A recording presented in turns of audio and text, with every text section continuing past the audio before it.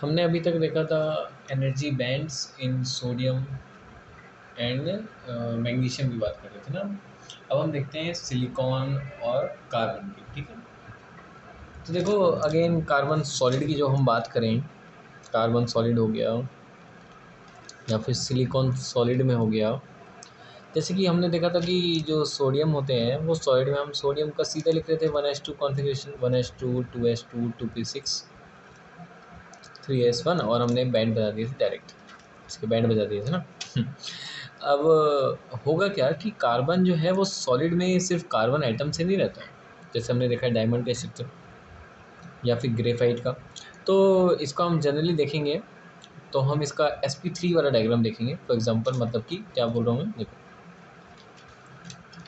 Solid structure में carbon ऐसा रहता है, मतलब ये आगे फिर 4 से होगा, ये आगे फिर 4 से होगा, नेटवर्क सॉलिड है ना ये सब। और सिलिकॉन अगेन फिर वही है, वो भी 4 से बाउंडेड रहता है। ये अकेला एक एटम जो है उसको हम सीधा इलेक्ट्रॉनिक कॉन्फ़िगरेशन इसकी कंसिडर नहीं कर सकते। तो अब पहले तो सिलिकॉन की जो एटॉमिक नंबर होता है वो कितना होता है, sodium magnesium aluminium silicon, sodium magnesium aluminium silicon 11 12 13 14 14, ठीक है। मतलब 1s2 2s2 2p6 3s2 3p, हाँ ठीक। अब होगा क्या कि इसको मैं थोड़ा ढंग से बना दूँ, अगर सॉरी 3p2 होगा ना। तो 3s में 2 इलेक्ट्रॉन्स हैं, 3p में 2 इलेक्ट्रॉन्स हैं। होगा क्या, एक एक्साइट होगा, सॉलिड में स्ट्रक्चर बन रहा है तो इसके 4 बॉन्ड बनाने हैं इसको। तो वो देखो कैसे बनेंगे 4 बॉन्ड, एक्साइटेड स्टेट में आएगा पहले तो।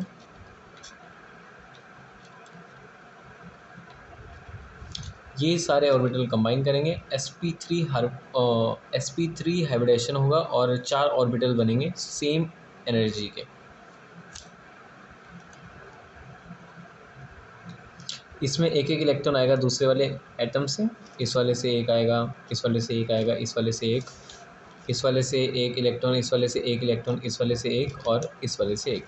तो 4 इलेक्ट्रॉन इसमें फिल हो जाएंगे, ये पूरा बन जाएगा ऐसे स्ट्रक्चर।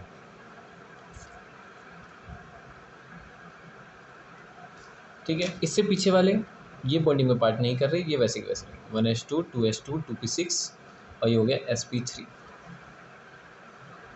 अब इसको समझते हैं।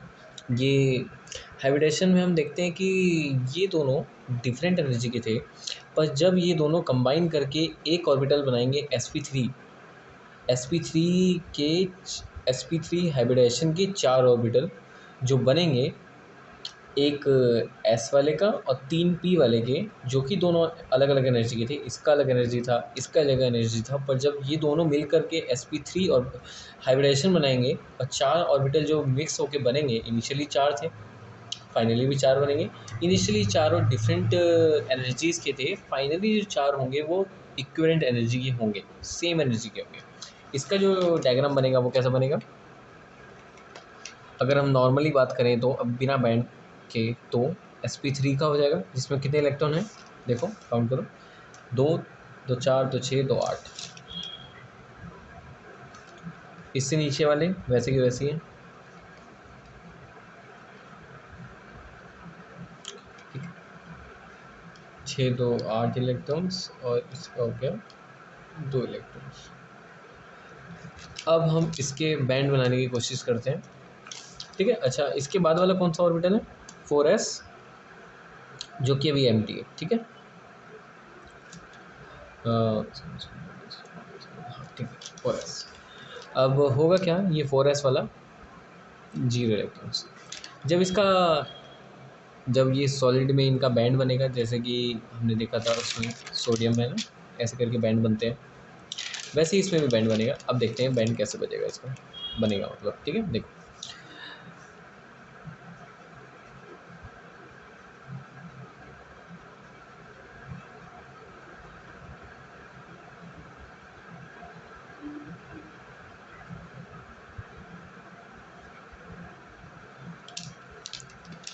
देखो अब इसमें कुछ ध्यान से देखना तो समझ आएगा ये। अगर टोटल आइटम n है तो इसके अंदर कितने इलेक्ट्रॉन हो गए 2n, इसमें 8n, इसमें 8n, इसमें 0। तो इसको अगर थोड़ा सा देखोगे तो ध्यान से देखो, sp3 में हमने देखा यहाँ पर कोई सी भी एम्प्टी स्टेट नहीं है। देखो सारे फील्ड है ना, कोई भी ऑर्बिटल का कोई भी क्वांटम स्टेट खाली नहीं है, ठीक है। एस पूरा फिल है, ये पूरा फिल है, यहाँ पे जो दिक्कत थी वो इन दोनों ने कंबाइन करके पूरा फिल हो गया। एम्प्टी कुछ भी नहीं है, इनके बीच में कोई भी एम्प्टी क्वांटम स्टेट अवेलेबल नहीं है। इसका क्या मतलब है, होगा क्या, एनर्जी बैंड बने जैसे कि सोडियम में बने थे, उसमें था 3s1, तो उसमें एक क्वांटम स्टेट अभी भी एम्प्टी था।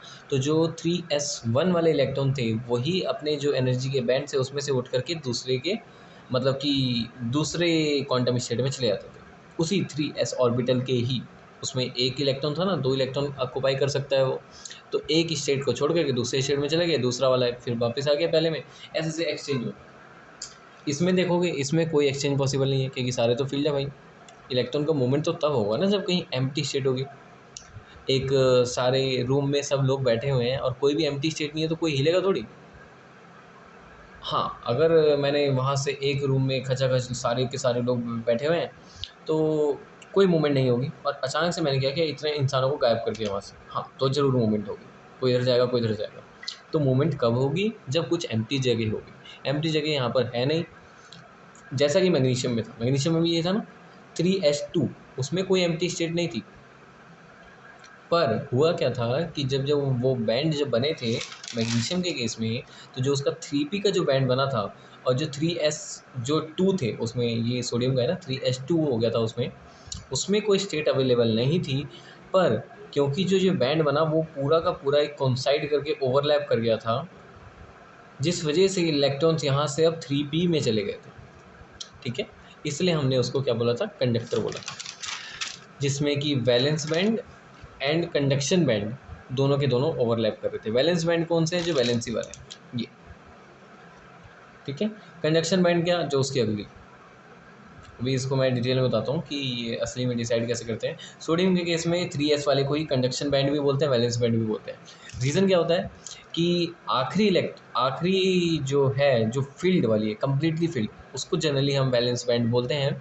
पर इसमें 3s1 है तब भी हम इसको वैलेंस बैंड बोल रहे हैं। रीज़न क्या होता है कि यहीं से इलेक्ट्रॉन निकला और इसी में चला गया। इसमें एक क्वांटम स्टेट अभी भी खाली है ना, 3s1 है ये सोडियम के केस में, एक एम्प्टी थी तो ये यहीं से उठा और यहाँ पे चला गया, कभी यहाँ वाला यहाँ पे आ गया, मतलब इलेक्ट्रॉन का एक्सचेंज यहीं पर हो रहा है। पी की ज़रूरत नहीं है, ये वाले नहीं है, सिर्फ 3s की बात होगी। तो इस वजह से जो कंडक्शन हो रहा था वो भी इसी 3s वाले में हो रहा था, और जो वैलेंस मतलब कि जहाँ से इलेक्ट्रॉन आ रहे थे कंडक्शन बैंड में, मतलब कि कंडक्शन के लिए, वो भी 3s से ही आ रहे थे। इसलिए जो वैलेंस बैंड और कंडक्शन बैंड जो था वो दोनों एक ही था। किसके केस में, सोडियम के केस में। मैग्नीशियम के केस में क्या हुआ, 3s2 हो गया, ऐसे हो गया 3s2।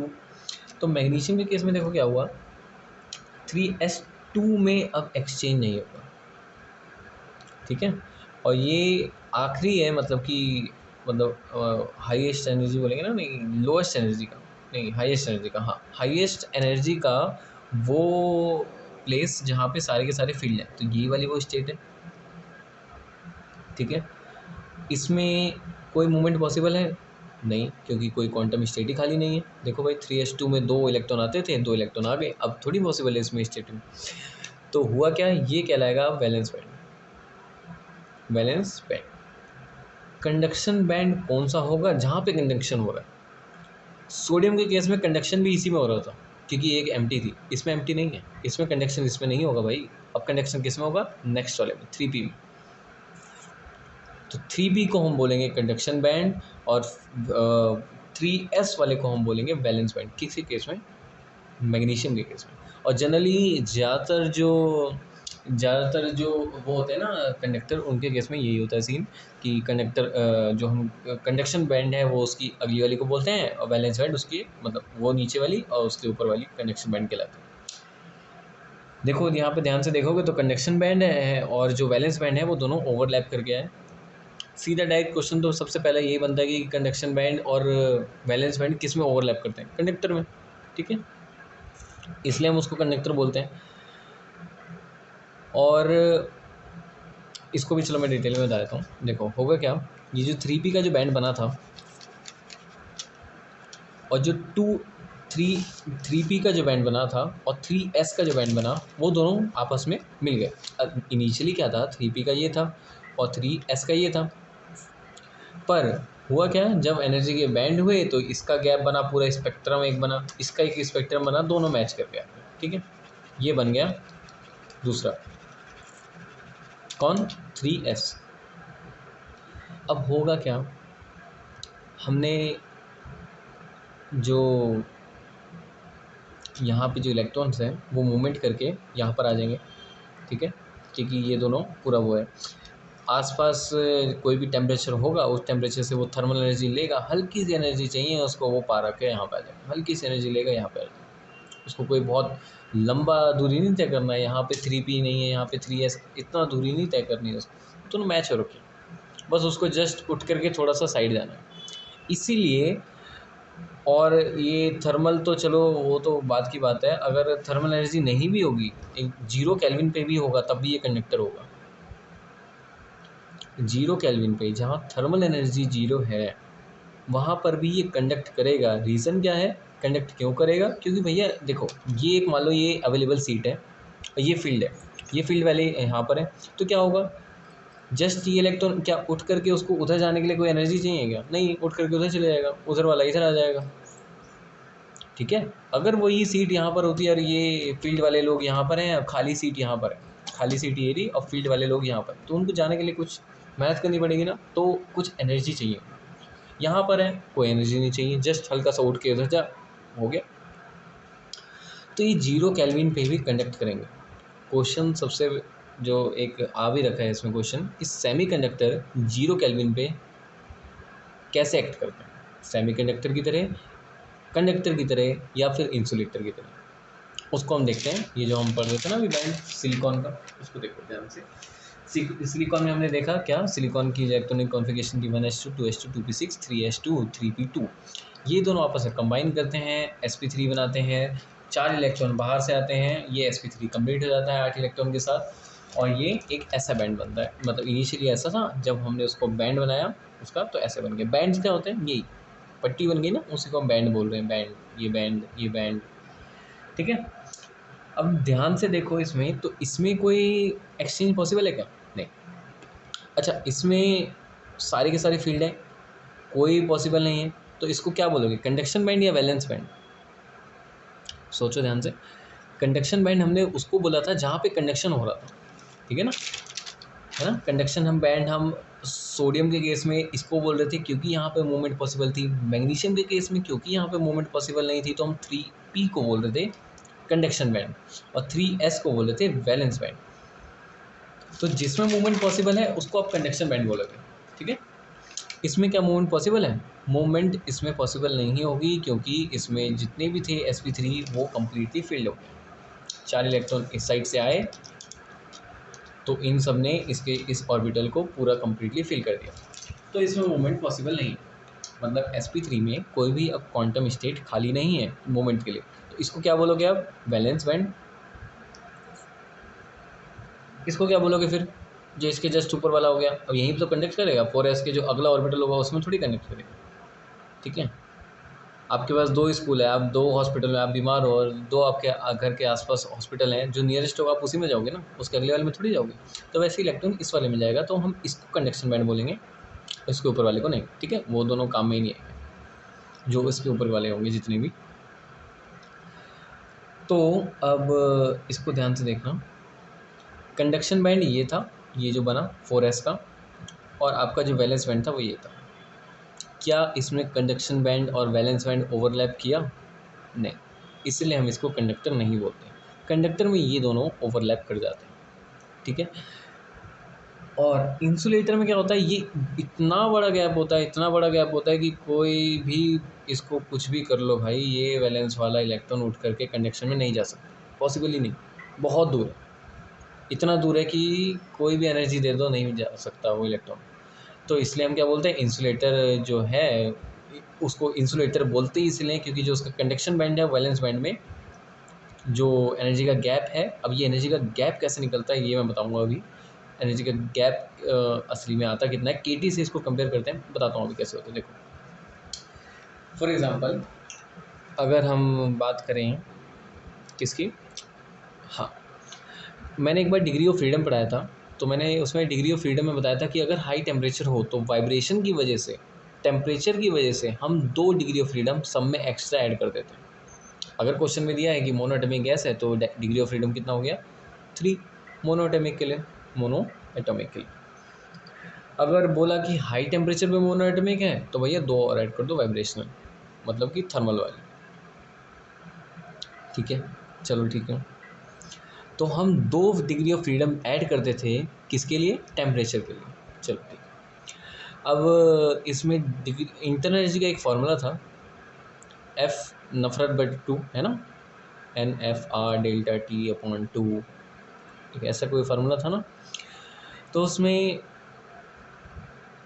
हाँ ठीक है, ठीक है, इसमें n को अगर आप 1 मान लो, और ये एक मोल के लिए था, R एक मोल के लिए यूज़ किया जाता है। अगर मैं एक पार्टिकल की बात करूँ, मतलब कि एक एटम की बात करूँ सिर्फ, या एक मॉलिक्यूल की बात करूँ, तो क्या हो जाएगा, यही डेल्टा यू का फार्मूला बन जाएगा FKT/2। अगर F यहाँ पे हम 3 था तो हम लिखते थे 3/2 KT, है ना, याद आया कुछ, 3/2 RT, 3/2 KT, तो ये यहाँ से आता है। अब जो थर्मल की वजह से कितनी एनर्जी आएगी उसमें, थर्मल की वजह से हम कितना डिग्री ऑफ फ्रीडम ऐड कर रहे थे, 2, तो यहाँ पे फ्रीडम में 2 लिखो। तो केटी क्या है, केटी वो एनर्जी है जो कि उसको मिलती है कब, टेम्परेचर बढ़ाने के बाद। ठीक है, के की वैल्यू मालूम है, बोल्ट्जमैन कांस्टेंट, इसकी वैल्यू मतलब सॉरी पता होती है। और टेम्परेचर आप रूम टेम्परेचर जो भी है उसको यहाँ पे पुट करो, आंसर आ जाएगा इसका 0.02 के आसपास आता है, पता नहीं शायद कितना आता है, इसमें देख लेते हैं।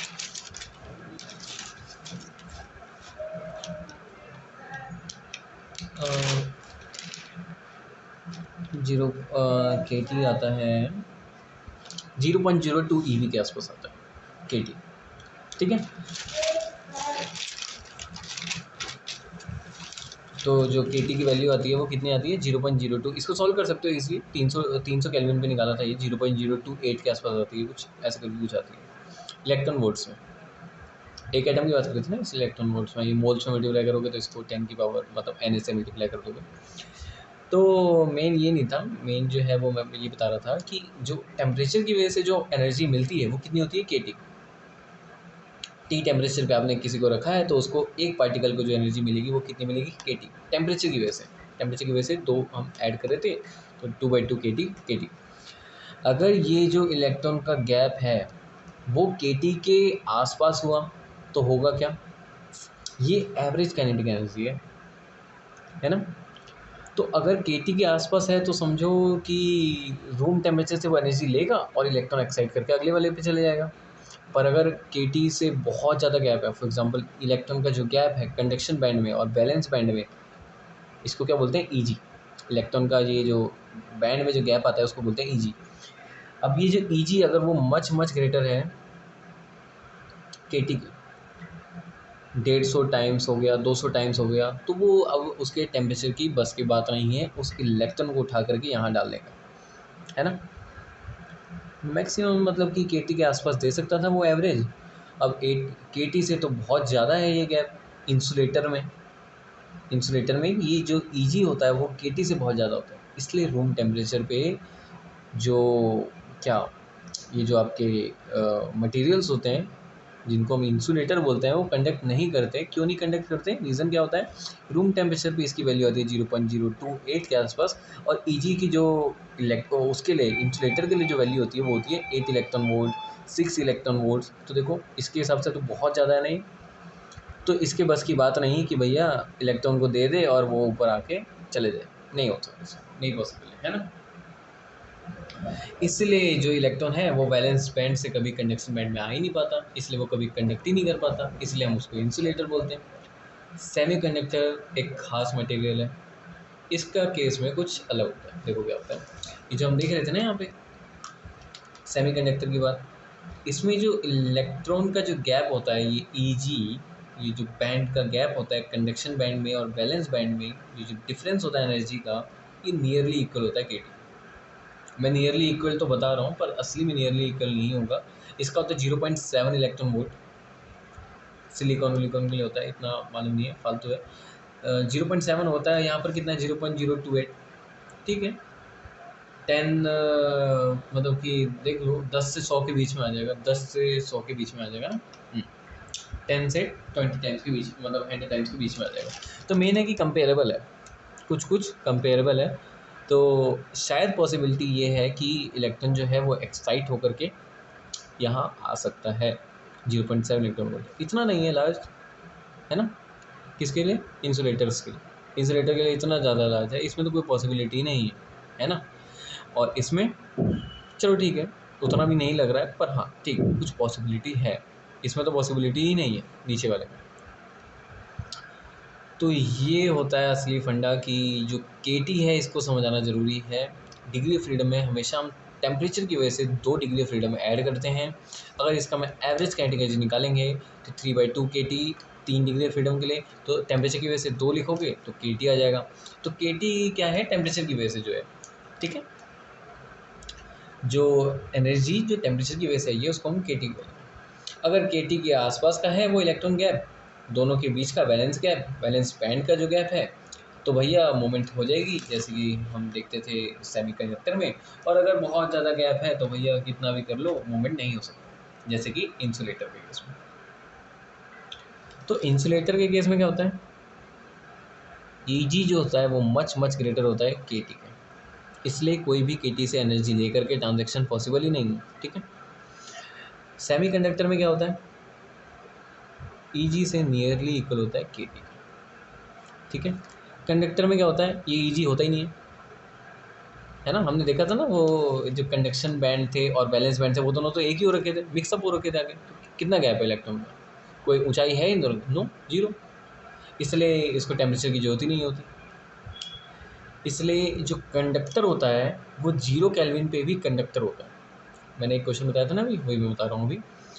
सेमी कंडक्टर 0 केल्विन पे इंसुलेटर की तरह बिहेव करता है। अब मैं इसका रीज़न समझाता हूँ। ये एक क्वेश्चन था, आ रखा है क्वेश्चन कि सेमीकंडक्टर 0 केल्विन पे कैसा बिहेव करता है। बहुत सिंपल है, देखो कुछ भी नहीं करना इसमें। देखो इसके बीच में सेमीकंडक्टर में कुछ गैप है, ये तो हमको मालूम है, गैप है, येट गैप कम है, रूम टेम्परेचर पे अवेलेबल है। पर गैप तो है ना। अगर टेम्परेचर को मैं 0 केल्विन कर दूंगा तो आपको थर्मल की वजह से तो कोई एनर्जी नहीं मिली, तो एक्साइटमेंट होगा कैसे? वो इलेक्ट्रॉन एक्साइट होकर के कंडक्शन बैंड में जाएगा क्यों? ठीक है, तो वो नहीं जाएगा। तो उससे होगा क्या कि कंडक्शन में कोई इलेक्ट्रॉन आएगा नहीं, वैलेंस बैंड में इलेक्ट्रॉन पड़े रहेंगे। तो ये तो इंसुलेटर का केस नहीं हो गया, मूवमेंट होगी नहीं। तो सेमीकंडक्टर 0 केल्विन पे, 0 केल्विन क्या? लोएस्ट टेम्परेचर, उससे कम नहीं हो सकता ना, माइनस में केल्विन नहीं होता। तो 0 केल्विन मिनिमम टेम्परेचर, जिस पे केटी की वैल्यू 0 हो जाएगी, थर्मल एनर्जी की वैल्यू 0 हो जाएगी। उस टेम्परेचर पे मूवमेंट नहीं होगा। तो अगेन जो सेमीकंडक्टर है वो किसकी तरह बिहेव करेगा? इंसुलेटर की तरह। कंडक्टर 0 केल्विन पे भी कंडक्टर की तरह ही बिहेव करता है, और इंसुलेटर तो इंसुलेटर ही है, ठीक है। अब एक क्वेश्चन आता है कि टेम्परेचर बढ़ाने पे, ये 2020 में क्वेश्चन पूछा था नीट में, कि टेम्परेचर बढ़ाने पे कंडक्टिविटी में क्या फ़र्क दिखता है हमको, इंसुलेटर का, सेमीकंडक्टर का और कंडक्टर का। तो टेम्परेचर बढ़ाने पे क्या होता है? देखो कंडक्टर में तो वैसे ही इतने सारे फ्री इलेक्ट्रॉन्स हैं जिसकी कोई हद नहीं है, फ्री इलेक्ट्रॉन बहुत सारे हैं। सेमीकंडक्टर में फ्री इलेक्ट्रॉन्स कम हैं, इंसुलेटर में नील, अप्रॉक्सीमेट नील, ठीक है। तो होगा क्या? टेम्परेचर बढ़ाने से जो इलेक्ट्रॉन्स हैं वो ज़्यादा जल्दी कोलाइड करेंगे और ज़्यादा कोलिजन होने लग जाएगा, जिसकी वजह से इलेक्ट्रॉन की मूवमेंट रेस्ट्रिक्ट हो जाएगी कंडक्टर की केस में। तो इनमें जो रेजिस्टेंस होगा वो बढ़ेगा। कब? जब टेम्परेचर बढ़ेगा। सेमीकंडक्टर के केस में होगा कि टेम्परेचर बढ़ाने पे, देखो सेमीकंडक्टर में अब आपने क्या किया? टेम्परेचर बढ़ा दिया, तो क्या प्रोबेबिलिटी होगी? इलेक्ट्रॉन्स की एवरेज काइनेटिक एनर्जी बढ़ गई है, तो ज़्यादातर जो इलेक्ट्रॉन होंगे वो मूव करके कंडक्शन बैंड में आ जाएंगे। तो कंडक्टिविटी बढ़ेगी या घटेगी? है ना। टेम्परेचर मैंने बढ़ाया तो केटी बढ़ेगा, एवरेज थर्मल काइनेटिक एनर्जी बढ़ेगी। उससे क्या होगा, इलेक्ट्रॉन्स की जो एवरेज थर्मल काइनेटिक एनर्जी है वो बढ़ी, तो वो एक्साइट होकर के ऊपर कंडक्शन में आ जाएगा, फिर वो कंडक्ट करेगा मटेरियल में। तो होगा क्या, जब हम टेम्परेचर बढ़ाएंगे तो सेमीकंडक्टर में कंडक्टिविटी बढ़ेगी, मतलब कि रेजिस्टेंस घटेगा या बढ़ेगा, घटेगा। तो रेजिस्टेंस घटेगा कब, जब टेम्परेचर बढ़ेगा। ठीक है। इंसुलेटर के केस में भी सेम चीज़ होती है, देखो कैसे। इंसुलेटर के केस में ये गैप बहुत ज़्यादा, ठीक है। चलो इतना चीज़ बताओ बस कि गैप कितना भी हो उससे हमको फ़र्क नहीं पड़ता, मेन है अगर मैं इसको केटी को बढ़ाऊंगा तो गैप कम होगा या बढ़ेगा। मान लो ईजी है 100, केटी है 10, मैंने केटी को बढ़ाया, केटी को कर दिया 20, ये 100 ही है, गैप कम हो गया ना। केटी को और बढ़ाया, केटी कैसे बढ़ेगा, ये तो कांस्टेंट टेम्परेचर बढ़ा रहा हूँ मैं, केटी को मतलब इसको और बढ़ाया तो क्या होगा, ये मान लो 40 हो गया, ये 100 ही है, कितना हो गया गैप, तो गैप कम होता जा रहा है, मतलब कि इलेक्ट्रॉन की प्रोबेबिलिटी कि वो यहाँ से उठ करके यहाँ जाए वो बढ़ रही है कि नहीं बढ़ रही है, बढ़ रही है, ये तो समझ आ रहा है ना। क्योंकि गैप कम होता जा रहा है टेम्परेचर बढ़ाने पे, इलेक्ट्रॉन की पॉसिबिलिटी बढ़ती जा रही है कि वो पार होकर यहाँ पे टप जाए। ठीक है। तो अगेन जैसे कि सेमीकंडक्टर में हुआ था वैसे इंसुलेटर के केस में होगा, रेजिस्टेंस डिक्रीज होगा टेम्परेचर बढ़ाने में। इंपॉर्टेंट पॉइंट था। ठीक है, क्वेश्चन आता है इसमें। तो बस बैंड का टॉपिक ख़त्म, एनर्जी बैंड इतना ही था इसके बारे में, और इसमें कुछ है नहीं। अब देखते हैं डायोड के बारे में। ठीक है। अच्छा मैं एक बार कार्बन का बताता हूँ, कार्बन क्यों इंसुलेटर है और सिलिकॉन क्यों सेमीकंडक्टर के केस में आता है, जबकि दोनों एक ही किसके हैं, ग्रुप के हैं ना। देखो कार्बन के केस में क्या होता है, hydrogen helium lithium beryllium boron carbon 6 atomic number है, 1s2 2s2 2p2। इसके केस में क्या होगा, इसके केस में भी अगेन वही हैबिटेशन होगी sp3। तो इसके केस में देखो होगा क्या, 2s2 है, वही अगेन सेम चीज़ है। ठीक है, इसका फिर वही सारे एक साथ आ जाएंगे, फिर बाकी 4 अलग अलग कार्बन एटम से इलेक्ट्रॉन्स आएंगे वो इसको फिल कर देंगे। तो ये 1s2 था, ये एक sp3 था, और इसके अगला वाला कौन सा होगा 3s, जिसमें 0 है, ये 3s। अगेन ये जो इसका जो बैंड बनेगा, इसका जो बैंड बनेगा उसके बीच का जो गैप है Eg वो मच मच ग्रेटर होगा Kt के, इसलिए हम इसको कार्बन को क्या बोलते हैं, सेमीकंडक्टर नहीं बोलते, इंसुलेटर बोलते हैं। समझ आ गया, बस इतने था इसमें समझने का बैंड से रिलेटेड, और इसमें कुछ भी टॉपिक नहीं बचा है। अब नेक्स्ट टॉपिक आता है डायोड का, और डायोड तो चलो बाद में बताऊँगा, पहले डोपिंग बताता हूँ। डोपिंग क्या होता है, डोपिंग जैसे सुना भी होगा, खिलाड़ियों ने डोपिंग कर ली, खिलाड़ियों में भी मतलब कि प्लेयर्स में भी डोपिंग होती है। डोपिंग मतलब कि कुछ इम्प्योरिटी ऐड कर दी, ड्रग्स ले लिए, उसका परफॉर्मेंस बढ़ गया, वैसे ही इसमें भी होगा, ये भी ड्रग्स ले लेगा, इसका परफॉर्मेंस बढ़ जाएगा। तो इसमें होगा क्या कि ये जो सेमीकंडक्टर है,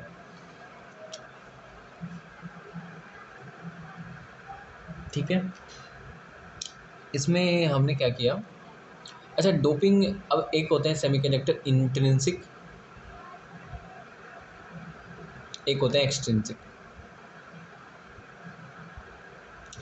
इंट्रिंसिक सेमीकंडक्टर क्या है, प्योर, एकदम प्योर, इसमें कोई इम्प्योरिटी नहीं है, एकदम सादा पुरुष है ये आदमी, एकदम प्योर है, प्योर। ठीक है, कोई भी इम्प्योरिटी नहीं है इसमें। एक्सट्रिंसिक में इम्प्योरिटी है, इम्प्योर। अब इम्प्योरिटी दो तरीके की हो सकती है अपने सिलेबस में, एक जो कुछ डोनेट करे, एक जो कुछ ले ले।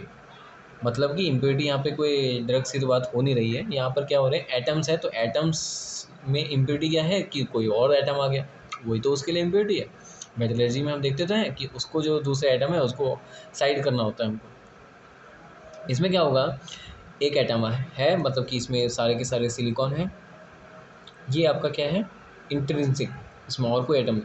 एक्सट्रिंसिक सिलिकॉन सिलिकॉन सिलिकॉन, ये आ गया बोरॉन, ये सिलिकॉन सिलिकॉन, इम्प्योर है ना। इसमें एक कोई और एटम आ गया बाहर का, ये अब इम्प्योर हो गया।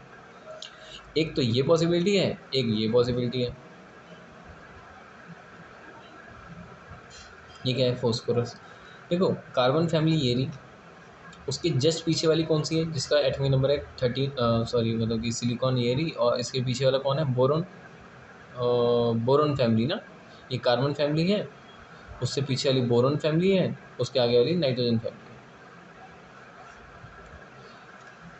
तो हाँ ठीक है। तो अगर बोरोन फैमिली वाले में देखोगे तो इसकी वैलेंसी कितनी है, 3। इसकी वैलेंसी कितनी है, 4। इसकी वैलेंसी कितनी है, 5।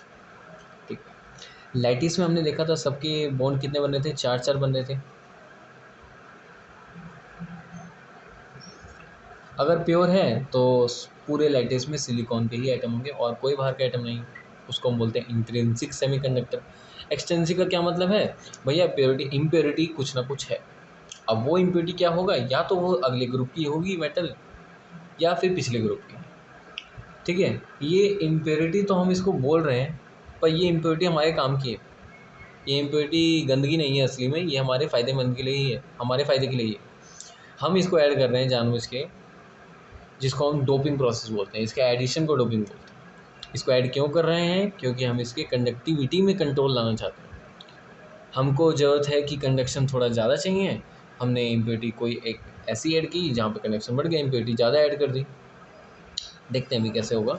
तो ये तो था किसका, इंट्रिंसिक का, सारे के सारे सेम एटम। एक्सट्रिंसिक में क्या होगा, एक्सटेंसिव में या तो इसकी पिछली वाली फैमिली का एटम होगा, या तो फिर इसके अगले वाली एटम का हम ऐड करते हैं। इसकी पिछली वाली को एटम को आप देखोगे ध्यान से, इसके 4 बॉन्ड बनेंगे, इसके 3 बॉन्ड बनेंगे, इसके 5 बॉन्ड बनेंगे। देखा होगा ना, नाइट्रोजन 5 बॉन्ड, नाइट्रोजन तो नहीं बनाता क्योंकि इसका डी ऑर्बिटल नहीं है, उसके आगे वाले नाइट्रोजन फोस्फोरस, फोस्फोरस को देखा होगा, एक ऐसे करके बनाता है, S3PO3 बोलते हैं हम। मतलब कि 5 बॉन्ड बनाता है। मेन इंपॉर्टेंट ये है कि 5 बॉन्ड बनाता है। कार्बन में 4 बॉन्ड बनते हैं, बोरॉन वाले में 3 बॉन्ड बनाते हैं। होगा क्या, सिलिकॉन कार्बन फैमिली का मेंबर है, ये आराम से अच्छा खासा 4 बॉन्ड बना रहा था, बीच में आ गया बोरॉन।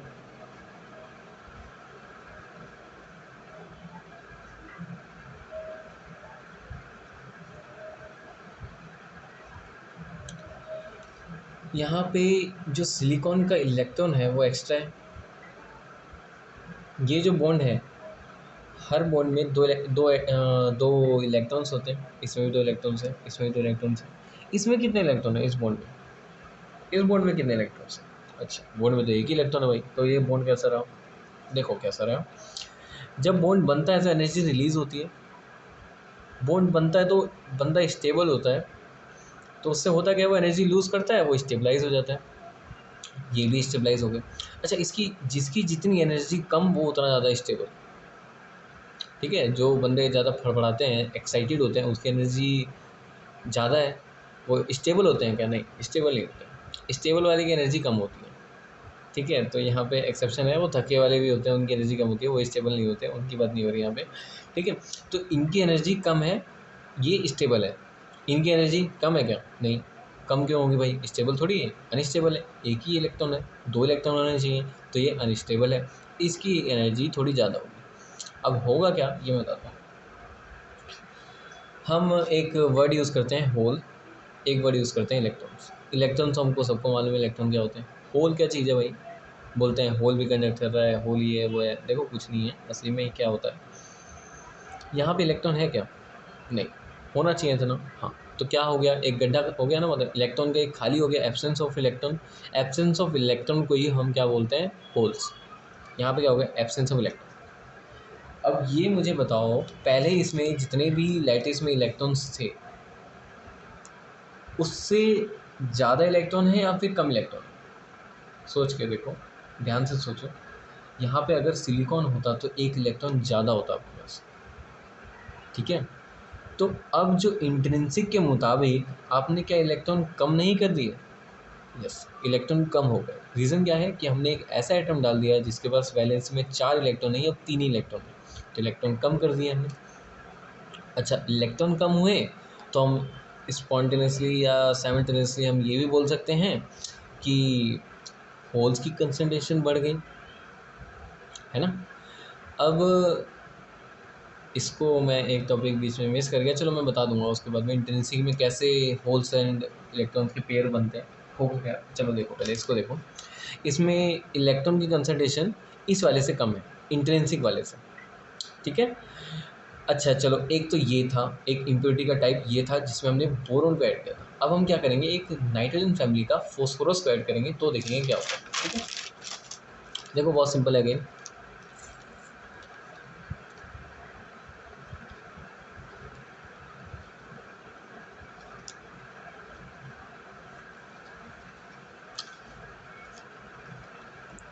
देखो इस फोस्फोरस के 4 बॉन्ड तो बन गए, इसके पास कितने इलेक्ट्रॉन है? 5। एक इलेक्ट्रॉन यहाँ पर है। पहले अगर यहाँ पे सिलिकॉन था तो यहाँ पर 4 इलेक्ट्रॉन होते थे, एक इलेक्ट्रॉन यहाँ पे नहीं था। ठीक है, इंट्रिंसिक वाला था वो। ये एक्सट्रिंसिक का केस है जिसमें हमने फोस्फोरस को ऐड किया है। अब मुझे इसमें बताओ कि जो इलेक्ट्रॉन्स के नंबर हैं वो बढ़े हैं या फिर इलेक्ट्रॉन्स के नंबर घटे हैं। तो आप ध्यान से देखोगे तो दिखेगा भैया, साफ साफ दिख रहा है हमको कि फोस्फोरस 5 इलेक्ट्रॉन के साथ आया था, एक इलेक्ट्रॉन यहाँ पे बढ़ गया है, तो इलेक्ट्रॉन की वजह से बढ़ गया। ठीक है। अच्छा ये जो सेमीकंडक्टर है वो क्या चार्ज हो गया है? उसमें क्या नेगेटिव चार्ज आ गया? नहीं। रीज़न क्या है? हमने न्यूट्रल फोस्फोरस एटम को ऐड किया था, हमने पी नेगेटिव को ऐड नहीं किया था, P3 नेगेटिव P5 नेगेटिव को हमने ऐड नहीं किया था, हमने फोस्फोरस को ऐड किया था सिर्फ। 4 बॉन्ड बनाए बंदे ने, एक इलेक्ट्रॉन खाली छोड़ दिया। येट इसमें इलेक्ट्रॉन्स ज़्यादा हैं, पर ये नेगेटिव चार्ज नहीं होगा इसमें। ठीक है। कभी कभी क्वेश्चन इस पर भी पूछा जाता है कि बोलेगा आपसे कि बताओ जो आपका पी टाइप सेमीकंडक्टर है, एन टाइप सेमीकंडक्टर है, उसमें चार्ज कैसा होता है? क्या वो न्यूट्रल होते हैं? यस, वो न्यूट्रल होते हैं। येट उसमें वो चार्ज ज़्यादा हो रहे हैं, इलेक्ट्रॉन ज़्यादा हो रहे हैं।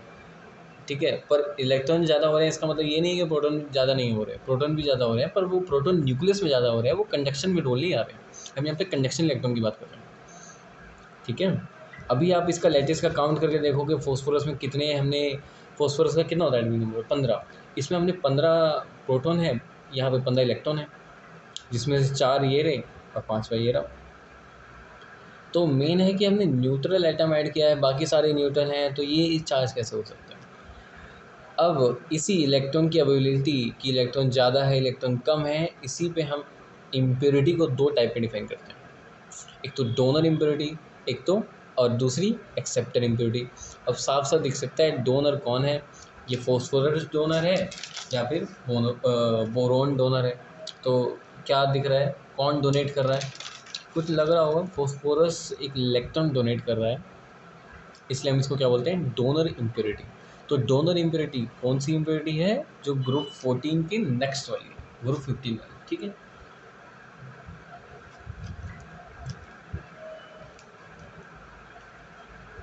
इसमें से कोई से भी हम ऐड करेंगे तो वो डोनर इसको बोलते हैं डोनर इम्प्योरिटी। ठीक है, डोनर इम्प्योरिटी। इम्प्योरिटी क्यों? क्योंकि ये लैटिस के जो एटम्स हैं उनसे मेल नहीं खाता, ये दूसरा एटम है। ठीक है। उससे जस्ट पीछे वाली जो है बोरोन फैमिली, उसको हम क्या बोलते हैं? बोरोन फैमिली वाले को एक्सेप्टर इम्प्योरिटी। ठीक है, ये भी समझ आ गया। डोनर इम्प्योरिटी क्या होता है? एक्सेप्टर होता है। अच्छा, डोनर इम्प्योरिटी अगर हम ऐड करें तो इसमें इलेक्ट्रॉन्स ज़्यादा हो गए, है ना, इलेक्ट्रॉन्स के नंबर बढ़ गए हैं, ये समझ आ रहा है? इलेक्ट्रॉन्स के नंबर बढ़ गए हैं तो क्या इसमें, हाँ मतलब इलेक्ट्रॉन के नंबर तो बढ़ ही गए हैं, इसलिए हम इसको नेगेटिव वो बोलते हैं, एन टाइप सेमीकंडक्टर बोलते हैं। एन टाइप क्यों? क्योंकि इसमें जो कंडक्शन का काम है वो इलेक्ट्रॉन ज़्यादा कर रहा है, मतलब इलेक्ट्रॉन तो करेगा ही, ऑफ कोर्स इलेक्ट्रॉन और होल दोनों करेंगे, पर इसमें इलेक्ट्रॉन ज़्यादा है ना, तो कंडक्शन में इलेक्ट्रॉन का पार्टिसिपेशन ज़्यादा है, इसलिए हम क्या बोल रहे हैं इसको? एन। अब आप बोलोगे इसमें होल्स का तो पार्टिसिपेशन है ही नहीं, आप बोल रहे हो इलेक्ट्रॉन का पार्टिसिपेशन ज़्यादा है, जबकि इलेक्ट्रॉन का पार्टिसिपेशन तो पूरा है, होल्स तो है ही नहीं। तो मैं बताऊँगा होल्स कैसे बनते हैं। जब टेम्परेचर कुछ भी आएगा ना, रूम टेम्परेचर पे क्या होगा, ये बॉन्ड में, देखो हमने पढ़ा था ना केटी एनर्जी होती है, इसकी भी केटी है, इसकी भी केटी है। होगा क्या, ये बॉन्ड एनर्जी जो होगी, इसका जो केटी वाला है, ये एनर्जी लेकर के केटी वाला अपना जो एनर्जी है उसको लेगा और उसको यूज़ करेगा, इस बॉन्ड को तोड़ देगा और बाहर आ जाएगा लेटेस्ट में। जब वो इलेक्ट्रॉन बाहर आएगा, किसकी वजह से? रूम टेम्परेचर की वजह से। टेम्परेचर बढ़ा और उसने क्या किया, ये बॉन्ड टूट गया, और टेम्परेचर बढ़ने की वजह से ये इलेक्ट्रॉन फ्री हो गए जा करके, लैटिस में घूमेंगे, अब ये इधर से उधर हटेंगे, इधर से उधर। जब ये निकले यहाँ से तो यहाँ पे क्या हो गया, एक होल क्रिएट हुआ ना, एब्सेंस ऑफ इलेक्ट्रॉन। ठीक है, एब्सेंस ऑफ इलेक्ट्रॉन क्रिएट हुआ यहाँ पर, इसको हमने क्या बोला? होल। यहाँ से इलेक्ट्रॉन निकला, ये इलेक्ट्रॉन अब लैटिस में जाएगा, यहाँ पर होल क्रिएट हो गया। अब होगा क्या, ये जो दूसरा बॉन्ड है ये बॉन्ड भी टूटेगा, सारे बॉन्ड नहीं टूटेंगे, कुछ बॉन्ड टूट रहा है, हम मान रहे हैं कि ये वाला टूट रहा है, कहीं का भी टूटे, ये वाला टूट रहा है थर्मल एनर्जी की वजह से। और ये टूटता भी कैसा है ये मैं बताता हूँ। ये इलेक्ट्रॉन जाएगा, इसको हिट करेगा, वो वाला इलेक्ट्रॉन भी बाहर आ जाएगा। उस पर थोड़ी सी ज़्यादा एनर्जी मिलेगी, बाहर आ जाएगा। इस पर थोड़ी सी ज़्यादा एनर्जी मिली, बाहर आया, यहाँ पे बैठ गया जा करके, इसका बॉन्ड बना दिया। दूसरा आया, यहाँ इस होल पे बैठ गया, बॉन्ड बन गया, ये वाला बॉन्ड बन गया, होल यहाँ आ गया। अब तो हम क्या बोल रहे हैं, इलेक्ट्रॉन तो मूव कर ही रहा है, होल भी मूव कर रहा है। रियलिटी में होल का कोई एक्जिस्टेंस ही नहीं है, ठीक है। इलेक्ट्रॉन्स की एब्सेंस को हम होल बोल रहे थे। अब इलेक्ट्रॉन यहाँ से उठ करके यहाँ चला गया, अब होल यहाँ आ गया। अब बोल रहे हैं होल इधर जा रहा है, इलेक्ट्रॉन उधर जा रहा है। इलेक्ट्रॉन जो था वो यहाँ से उठ करके यहाँ आया, होल यहाँ आ गया। हमने बोला भैया होल इधर जा रहा है, इलेक्ट्रॉन इधर जा रहा है। असली में कोई किधर, मतलब सिर्फ इलेक्ट्रॉन इधर जा रहे हैं, होल्स तो उसकी एब्सेंस को बोल रहे हैं। समझ आया कुछ? तो एन टाइप सेमीकंडक्टर कौन से हैं जिसमें नेगेटिव चार्ज जो है, वो नेगेटिव चार्ज कौन सा है, इलेक्ट्रॉन पे होता है। नेगेटिव चार्ज प्ले कर रहा है रोल किसमें, मेनली कंडक्शन में। नेगेटिव एन टाइप सेमीकंडक्टर का ये मतलब नहीं है कि एन टाइप सेमीकंडक्टर नेगेटिव है, नो, न्यूट्रल है। पी टाइप सेमीकंडक्टर वो भी न्यूट्रल है, बस पी टाइप में क्या होता है, पी मतलब पॉजिटिव, पॉजिटिव मतलब होल्स, होल्स येट कुछ भी नहीं है, पर इलेक्ट्रॉन्स अगर नहीं है तो वो पॉजिटिव ही बचा ना। तो इसलिए हम उसको होल्स को पॉजिटिव की तरह कंसीडर करते हैं, एक पॉजिटिव चार्ज की तरह कंसीडर करते हैं, येट वहाँ पे कुछ भी नहीं है, ठीक है। पर क्योंकि इलेक्ट्रॉन वहाँ पे नहीं है, एक नेगेटिव चार्ज नहीं है, तो जो न्यूट्रल भी है वो भी उसके सामने पॉजिटिव होता है, ठीक है। एक ज़्यादा गंदे के सामने एक कम गंदा वाला इंसान भी अच्छा होता है उसके रिस्पेक्ट में, वही यहाँ पे बात हो रही है। यहाँ पे कोई पॉजिटिव चार्ज नहीं है, पर इलेक्ट्रॉन के सामने वो न्यूट्रल भी पॉजिटिव की तरह बिहेव कर रहा है। तो एन टाइप सेमीकंडक्टर में कौन रोल प्ले करता है कंडक्शन में, majority electrons. P type semiconductor जो हमने पहले देखा था, ये इसमें बोरोन पी, ये जो सेमीकंडक्टर बन के आएगा आपके पास, वो क्या होगा, पी टाइप सेमीकंडक्टर, ठीक है। इसमें पी टाइप क्यों, क्योंकि इसमें होल ज़्यादा है। देखो इलेक्ट्रॉन तो उतना ही है, अगर एक सिलिकॉन होता है यहाँ पे तो इलेक्ट्रॉन यहाँ पर भी होता, पर क्योंकि हमने सिलिकॉन की जगह बोरोन लगा दिया तो एक इलेक्ट्रॉन कम हो गया, इलेक्ट्रॉन्स कम हो गए, होल्स ज़्यादा हो गए, ठीक है। तो इससे जो सेमीकंडक्टर बना उसको हम क्या बोलते हैं, पी टाइप सेमीकंडक्टर, ठीक है। चलो अब देखते हैं डायोड। डायोड क्या होते हैं, एक इसमें वैसे एक टाइप होता है, चलो ठीक है देखेंगे उसके बाद में। डायोड क्या होते हैं, इस एन टाइप वाले को और इस पी टाइप वाले को हमने आपस में मिक्स कर दिया, दोनों के जो सेमीकंडक्टर की मिक्सिंग से एक नया मटेरियल बना, उसको हम क्या बोलते हैं, डायोड, ठीक है। होता कुछ भी नहीं है, बहुत सिंपल है। क्या किया हमने, एक पी टाइप, ये था पी टाइप सेमीकंडक्टर जिसमें बोरोन इम्प्योरिटी है। एक एन टाइप सेमीकंडक्टर को हमने इस साइड से डिफ्यूज़ करना चालू किया, ऐसे करके डिफ्यूज़ हो गया एन टाइप सेमीकंडक्टर। इतना पार्ट मैं काट लेता हूँ, इसको यहाँ पे दिखा रहा हूँ आपको, यहाँ पे है पी टाइप, यहाँ पे है एन टाइप सेमीकंडक्टर, ठीक है। चलो देखते हैं अब इसमें होता क्या है असली में। पी टाइप सेमीकंडक्टर में होल्स जो होते हैं वो ज़्यादा होते हैं। हमने देखा था अभी पी टाइप जब बोरोन ऐड किया था तो होल्स ज़्यादा हो गए थे, एन टाइप वाले में इलेक्ट्रॉन ज़्यादा होते हैं।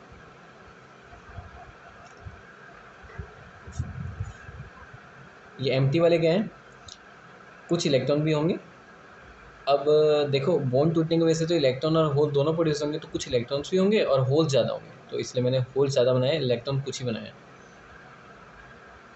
है ना। ये इलेक्ट्रॉन से बाकी सारे होल हैं, ये गोले गोले मोटे।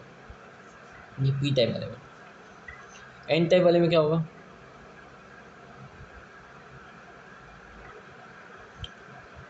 अगेन जब बॉन्ड टूटेगा तो होल और इलेक्ट्रॉन दोनों बनेंगे। बॉन्ड टूटा, इलेक्ट्रॉन गया कहीं और, तो जो इलेक्ट्रॉन तो क्रिएट हुआ ही, पर जो इलेक्ट्रॉन जहाँ से गया वहाँ पे होल भी क्रिएट हुआ, तो ये होल है वो, ठीक है। पर इलेक्ट्रॉन अगेन ज़्यादा है, बहुत ज़्यादा इलेक्ट्रॉन्स।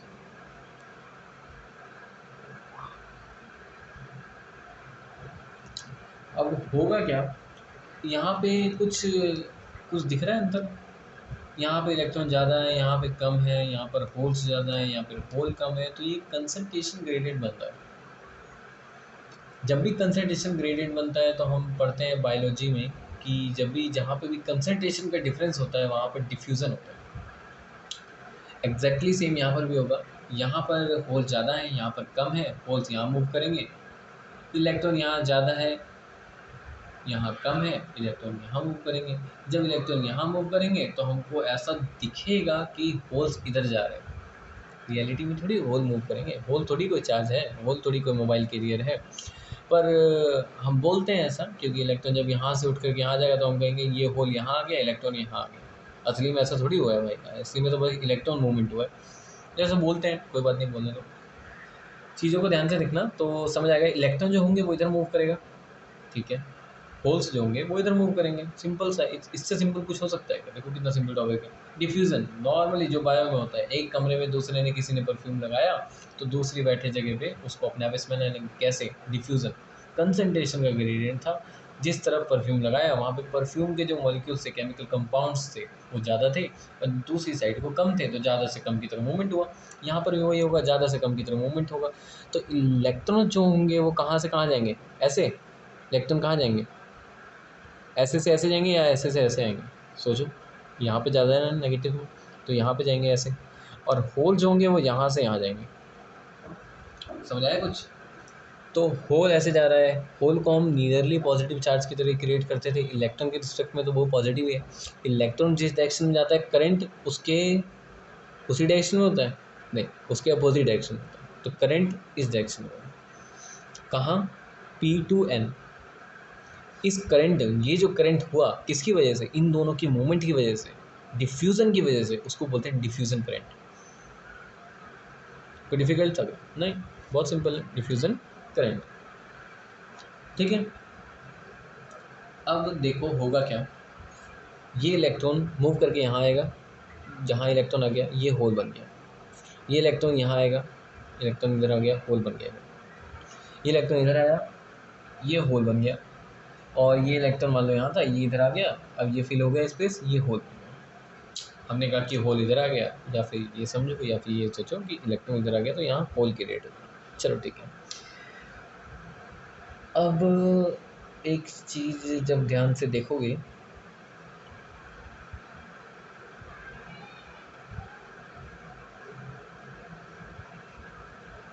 चलो ठीक है, इसको मैं